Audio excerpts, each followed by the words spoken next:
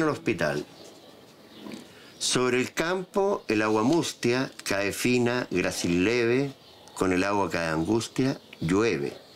Y pues solo en amplia pieza, yazgo en cama, yazgo enfermo, para espantar la tristeza, duermo.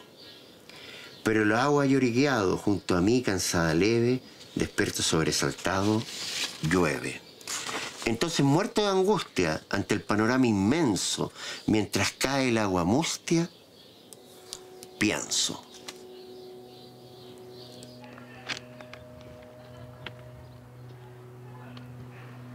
Hola, aquí estamos en el programa sobre libros de la Universidad de la Frontera y hoy vamos a conversar, hablar sobre un gran poeta y un premio que lleva su nombre.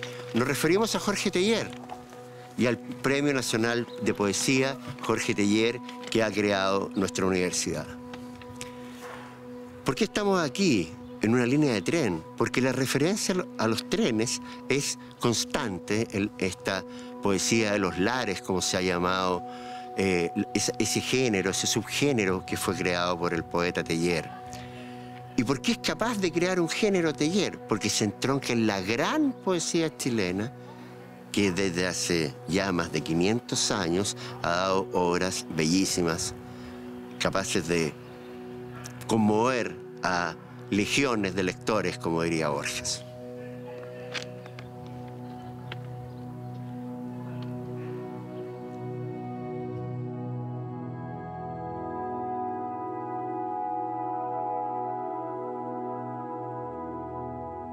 Los trenes y su casa. Esta es la casa del poeta, la casa de Jorge Teillier. Muy bien conservada por su actual propietaria, Mariana, que nos ha permitido gentilmente grabar este programa, este capítulo sobre el libro en este lugar tan lindo. Una casa importante, como les decíamos, porque en cierto sentido representa la poesía chilena, esa poesía que nació con la Araucana, escrita en Chile, escrita durante la guerra, escrita en camisas de soldados, pequeños papeles de cartas que Ercilla conseguía. Así nació la poesía chilena. Y después continúa con Pedro de Oña, el primer poeta chileno, ya en el 1600, con el Arauco domado, que ahí da origen a esta larga y bella tradición. Respecto de la grandeza de la poesía chilena, más que grandeza es mejor hablar de la belleza. Nicanor Parra tiene un artefacto, uno de sus típicos bromas entre poema e ironía, que dice los cuatro grandes de la poesía chilena, es decir, Huidobro, Mistral, Neruda y de Roca. Nicanor dice, los cuatro grandes de la poesía chilena son tres: Ercilla y Rubén Darío.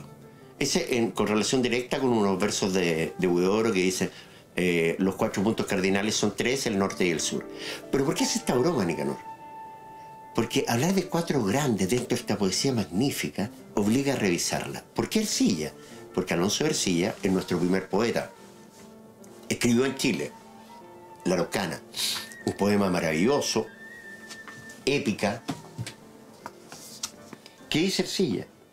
Muchas veces en cuero, por falta de papel, y en pedazos de cartas, algunos tan pequeños que apenas cabían 6 versos, y otras veces, y muchas de ellas, en camisas de soldados que compraba por monedas, fui escribiendo la obra.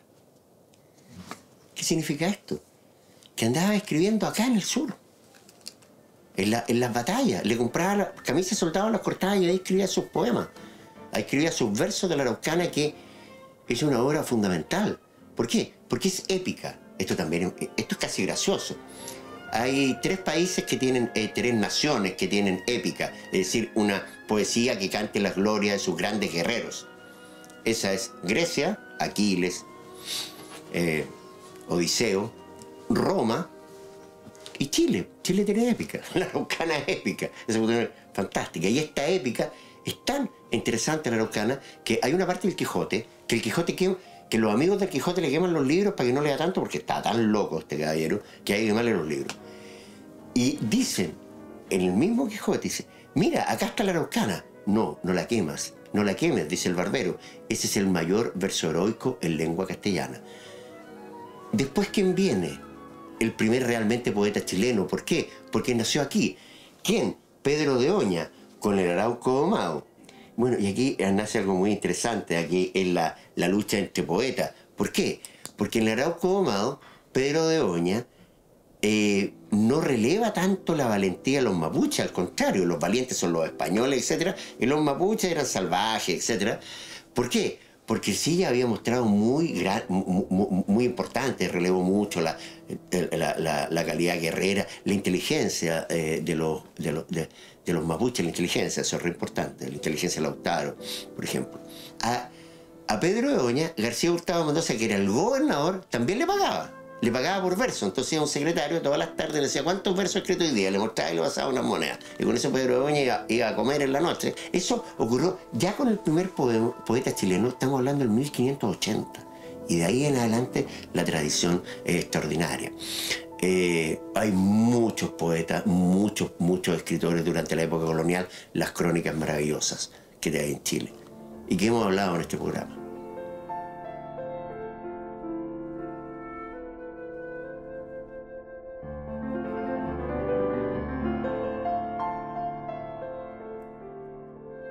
Se sigue desarrollando la poesía chilena, como le digo, muchos cronistas y textos como El cautiverio feliz, del cual hemos hablado, y una cuestión bien interesante, que hay el desarrollo de una poesía erótica. Ya en el Arauco domado hay un baño en el bosque de Caupolicán y Fresia desnudos. Si llegamos ya a la independencia, post-independencia, en esa misma época está Mercedes Marín, que era una distinguida poeta y en cuyo salón se articularon algunas de las actividades de los revolucionarios, de lo que hicieron la independencia. Era una intelectual y una intelectual que estuvo en la resistencia al poder. Eso es súper importante. La poesía siempre está en la resistencia. Bueno, y así llegamos al momento esencial en el siglo XIX, que es la llegada de Rubén Darío, y que publica en nuestro país en 1888 Azul. Toma la cultura europea, griega, Darío, pero la trae a Latinoamérica, y es un poema fundacional, poemario fundacional de nuestra literatura, y escrito en Chile. Por eso Parra dice que Darío es un poeta chileno. Y ahí ya en el siglo XX, bueno, aparecen estos cuatro grandes, que son enormes, que todos conocemos. Neruda, Alturas de Machu Picchu. Alturas de Machu Picchu. Ustedes han escuchado los Jaivas. Suben a ser conmigo, hermano, dame la mano desde la profunda zona de tu dolor diseminado. Tú, perdón si te interrumpa, ¿recuerdas a Gabriela Mistral en Temuco cuando la conociste, cuando te prestaba libros? Que fue una figura que te impresionó mucho. Claro, Gabriela, ¿tú alcanzaste a conocerla? Sí, pero de vista nomás. No, nunca traté con ella, nunca conversé con ella. Yo creo que era muy imponente y uno no se atrevía. Yo cuando niño no me atrevía, la seguía, porque ella paseaba por las calles de Temuco con unos trajes que parecían hechos para frailes franciscanos, no para frailes franciscanos, sino para frailes franciscanos. Y cuando ya tuve confianza con ella, y en ese momento se usaban las señoras todas llevaban sombrero, y ella nunca lo usó. Entonces le dije, Gabriela, ¿y por qué no se pone un sombrero? Alguna vez me dije que anda vestida tan rara. Me dijo, pero Pablo no comprende que sería como ponerle sombrero a la cordillera de los Andes. Bueno, Mistral, todos la conocemos. Pablo de Roca, Canto del macho anciano. Fíjense en estos versos. Está lloviendo, está lloviendo, está lloviendo. Ojalá siempre esté lloviendo siempre. Y el vendaval desenfrenado, que yo soy íntegro, se asocia a la personalidad popular del huracán. A la manera de la estación de ferrocarriles, mi situación está poblada de adioses y de ausencia. Huidobro, el final de Altazores, que es una locura. alalí, alalá, tralí, lalala, aruruá, urulario, lalí, rimbomban, aururaru, lucimento, lalala. O la mina, o la chica, lilalá. Extraordinario. ¿Pero por qué escribe esto Huidobro? En otro de sus textos, Huidobro dice que habla como que estuviera creando el mundo. Y dice, creé la boca y los labios de la boca para aprisionar las sonrisas y los dientes de la boca, para vigilar las groserías que se nos vienen a la boca. Creé la lengua de la boca, que los hombres desviaron de su rol, haciéndola aprender a hablar, a ella, la bella nadadora, desviada para siempre de su rol acuático y puramente acariciador. Por eso, ¿qué es lo que desconstruye cuando dice alalí, alalá, o la mina, la chica, alalí, alalá? Desconstruye el lenguaje, porque entre el lenguaje, en cierto sentido, para nosotros también significa una cárcel. Una cárcel está lleno de prohibiciones el lenguaje. ¿Ah? Y contra esas prohibiciones del lenguaje escribe Huidobro. Esto es súper importante, la poesía no son puras rositas y cosas bonitas. La poesía siempre, insisto, está en el lugar de la resistencia, de la resistencia fundamentalmente al poder, a todo tipo de poder. Ya, hemos visto a los grandes, pero ahora podemos hablar de los otros. Contadme todo, cadena, cadena, eslabón a eslabón.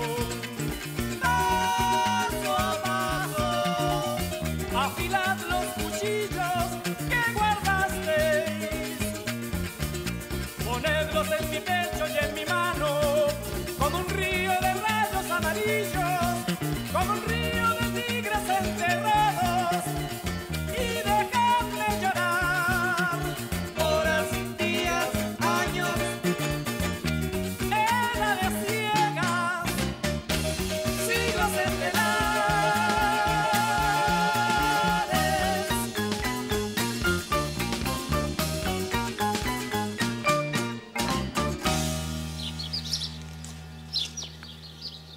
Y ahora viene otro de los monstruos, Gonzalo Rojas. Después de nuestros 2 premios Nobel, es el que ha estado más cerca del Nobel. Los que conocen los laberintos de la academia dicen que estuvo, pero muy, muy cerca. Candidato permanente desde los años 60 en adelante. Autor fundamental. Cuando murió Octavio Paz, premio Nobel mexicano, filósofo, teórico, poeta, crítico, uno de los grandes intelectuales de la historia de Latinoamérica, hablaron 2 personas en su funeral, en la catedral, en el DF.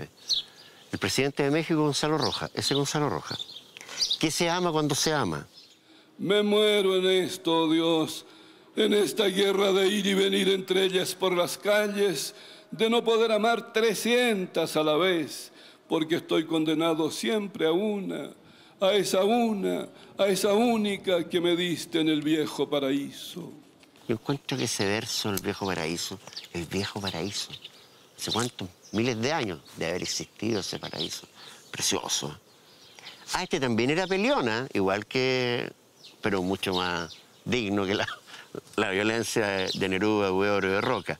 Era un poquito más elegante. Cuando recibió el premio Cervantes, que lo recibió antes que Nicanor Parra, y como Nicanor Parra era su oponente, lo entrevistaron y le dijeron, ¿qué siente usted, don Gonzalo?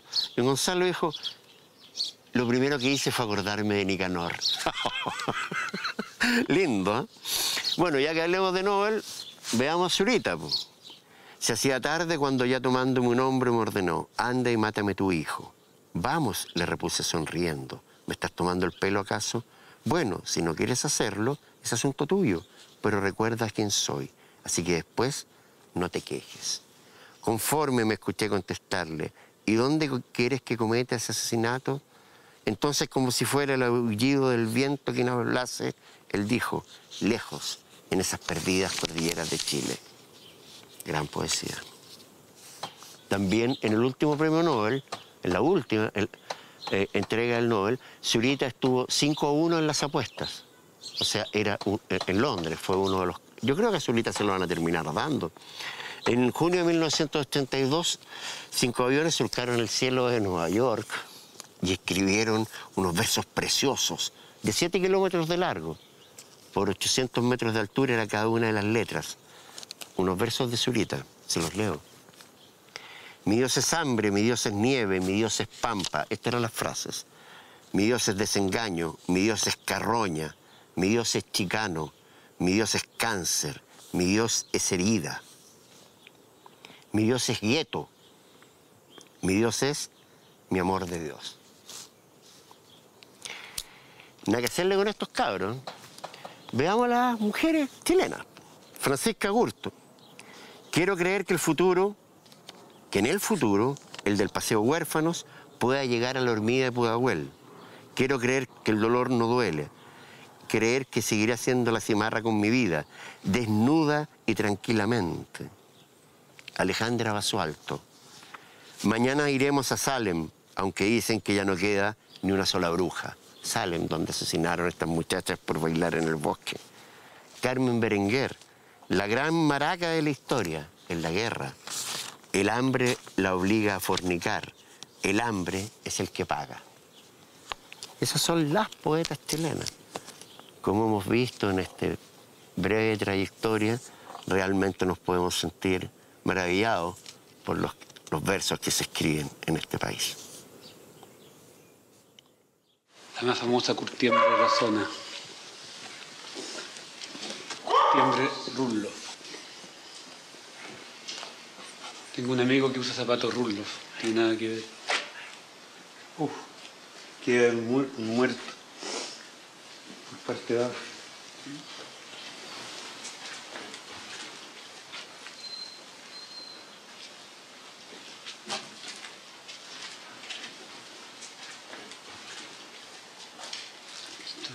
Una leña sorpresiva.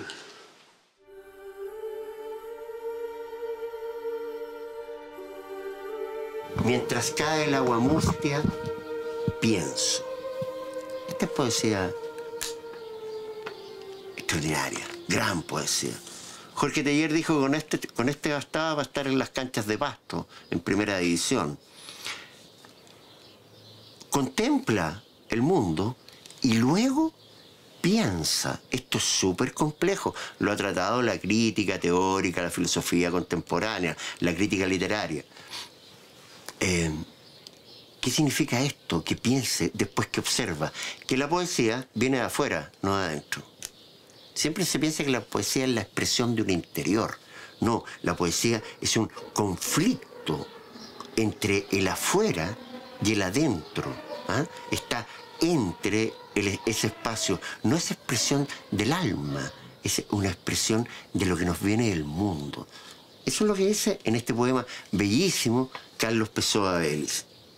Por los mismos años, una poeta, fue pareja de Vicente Huidobro, Teresa Pils Montt. De ella ya hemos hablado. Este poema es precioso, se llama Autodefinición y es terrible. Les voy a leer el final. Fui crucificada, muerta y sepultada por mi familia y la sociedad. Fui crucificada, muerta y sepultada por mi familia y la sociedad. Nací 100 años antes que tú, sin embargo te veo igual a mí. Soy Teresa Pils de Montt y no soy apta para señoritas. Este poema es de 1923, hace 100 años. Crucificada por la sociedad, lo que le sigue pasando a las mujeres. Seguimos en este viaje maravilloso. Rosamel del Valle. Este es extraordinario. Guaso Guaso, ¿eh? Se llama Moisés Filadelfio Gutiérrez. Guaso. De Curacaí. Veamos lo que dice sobre la poesía. El poeta trabaja su piedra, la piedra en que se anidan las angustias, esa especie de eco de nosotros, pero que está fuera de nosotros. Exactamente lo mismo que sostiene Carlos Pessoa Vélez.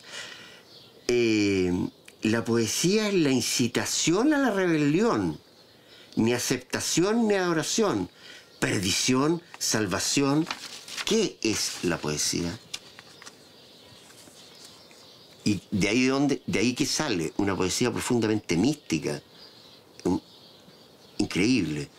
Alrededor de espadas perdidas y de sangres, de lejanas tinieblas resucitadas y de abismos renovados y adquirida oscuridad.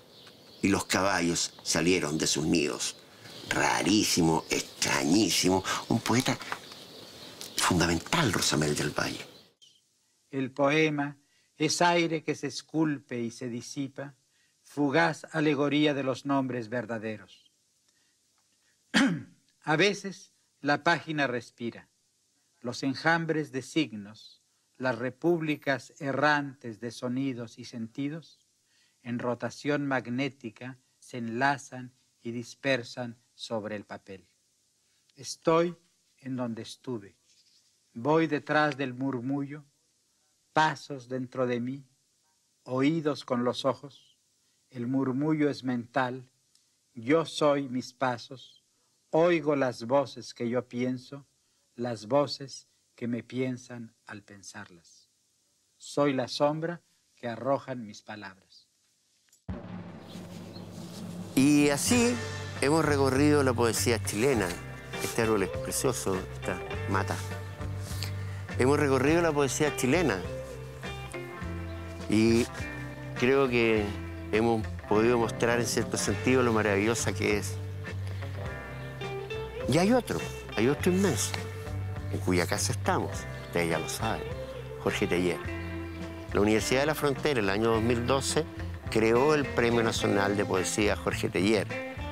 Entre sus fundadores está el doctor Juan Manuel Fierro, el rector de la época de la universidad, don Sergio Bravo, la dirección de vinculación de la época, el director de la editorial en ese tiempo, Luisa Barzúa. Fuimos varios, no fuimos uno solo, fuimos varios los que llevamos este premio, lo propusimos en la universidad, fue aceptado y fue apoyado por la universidad. Y eso es muy importante, la universidad la sigue apoyando hasta el día de hoy. ¿Ah? Hoy la directora de vinculación, Paola Olave, ha puesto gran interés y todos los equipos técnicos de esa dirección en el desarrollo del galardón. El rector, don Eduardo Hebel Weiss, el doctor Hebel, ha aumentado el monto del premio. Eso es súper importante. El premio son 5 millones de pesos y un libro factura ideal, preparado por nuestra editorial. ¿Ah? Los libros que vienen con pinturas, con acuarelas de pintores locales y nacionales, en el mejor papel, verdaderos objetos que preparan las excelentes personas que trabajan ahí, el diagramador Diego Olivares, la editora Javier Herrera, la secretaria ejecutiva Marli Juárez. Toda esa gente trabaja, toda esa gente de la universidad trabaja por este premio. ¿De qué se trata el premio Teillier?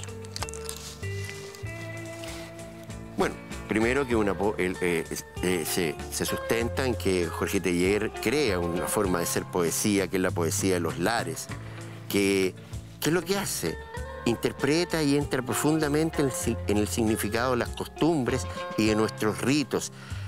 No desdeña el lugar común, regresa en el tiempo, río arriba, viendo esos guijarros transformados por los ríos en claros homenajes al paso del tiempo. Los poetas de los lares son observadores, cronistas, transeúntes, simples hermanos de los seres y las cosas, en los habitantes más lúcidos, pero unos habitantes más de la tierra. Precioso. Esa es la poesía de los lares, esa es la poesía que hace Teillier. Y creamos en su lar,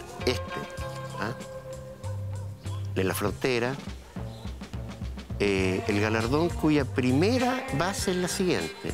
Lo reciben quienes no hayan ganado el Premio Nacional de Poesía. ¿Por qué? Porque Teillier no recibió el Premio Nacional de Poesía. Y eso lo transforma en algo muy importante. Es que no es un premio político en el sentido de que haya que hacer lobby ni nada. Los jurados, siempre expertos en poesía o expertos en cultura, en tradición y en patrimonio. No hay... Han estado los más grandes profesores, Grino Rojo, Soledad Falabella, María Inés Saldívar, Bernardita Olumburu, Cristian Barken, gente que sabe de verdad de poesía. Y se sabe quiénes son los postulados el día en que se abren los sobres. Nadie sabe antes que está postulado al premio. ¿Quiénes pueden postular?